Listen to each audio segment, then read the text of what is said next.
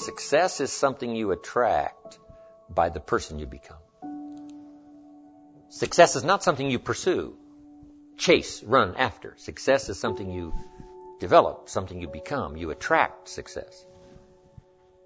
So the whole key to unlock all the treasures, whether it's economic treasures or spiritual treasures, financial, social, personal, every way you can possibly think of, is by your own personal development. And then he added one more, which is so important, and it's probably worth the price of the seminar. Here it is. What you become is much more valuable than what you get. What you become is much more valuable than what you get.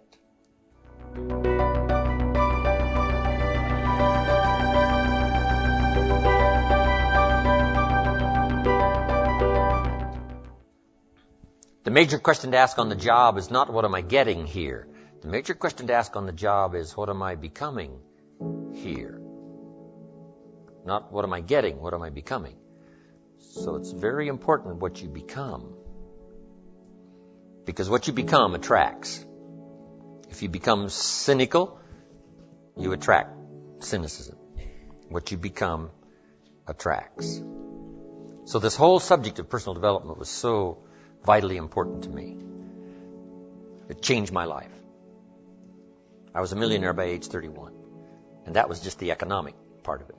It took me 6 years from age 25 to age 31. It was unbelievable. Remember, be a student, not a follower. And here's what you must always do. Design your own personal life. I'm very happy for people to take notes at my seminar, but I'm also just as happy if somebody says, hey, this is not for me, tear up all these notes and throw them away. That's just as valid for me.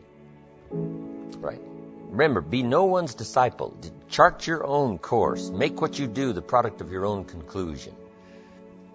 What I'm saying here is be your own person. You don't have to be a model of someone else. You don't have to do it like anybody else. Right? Do it like yourself. Buy what you want to buy. Listen to what you want to listen to. Make changes if you want to make changes, and don't make changes. Right? It's your life, I'm telling you. And don't let anybody persuade you any different. Success is not a stereotype. Success is not a Ferrari. Success is not an automobile. It's not a house. It's not a place. It's not money in the bank. It's not $1 million. That's not success. Success is the continual unfolding of the design of your own life and pulling it off. That's what success is. The continual unfolding of the design of your own personal life and pulling it off in whatever degree you wish. That is success. Successful in doing whatever you want to do that makes sense to you, for you, your family, your responsibilities, or take on responsibilities or refuse responsibilities. That's strictly all up to you. We've been given the power of choice. Every life form except human beings operates by instinct in the genetic code. Now, why not human beings? Because here it is. We've been given the dignity of choice. We're not like a robot.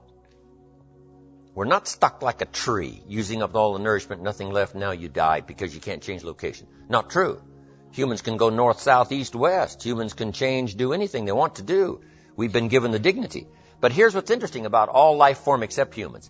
Every life form except humans strives to the max of its potential. How tall will a tree grow? As tall as it possibly can. You never heard of a tree growing half as high as it could.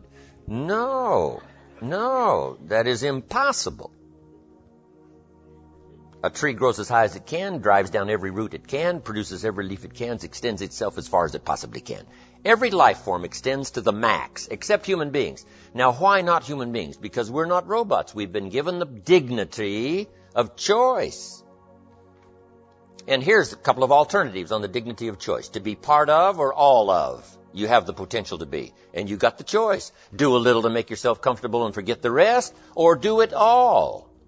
And there's nobody here to dictate you got to do it all. That's nonsense. You got to be rich because we live in a rich country. That's nonsense. You don't have to be rich. You don't have to do it all. You can do a little, do some more. Take advice, but don't take orders. Take information, take training, take teaching, but don't take orders from no one that tells you how you need to live and what you need to own and what you need to do. Somebody says, well, you need to be successful. That's a personal choice, being successful. What we teach is the possibilities, and everybody chooses. Take a little, take a lot, do some, do nothing. Abraham Lincoln said, since I would be no one's slave, I will be no one's master. Excellent philosophy. If a guy says, hey, I'm soon cashing it in, I'm heading for the mountains. I'm going to live in a little cabin, live off the land, and feed the squirrels. If he goes and does that, guess what? He's a smashing success. Why? He's doing what he designed to do and went and did it and pulled it off.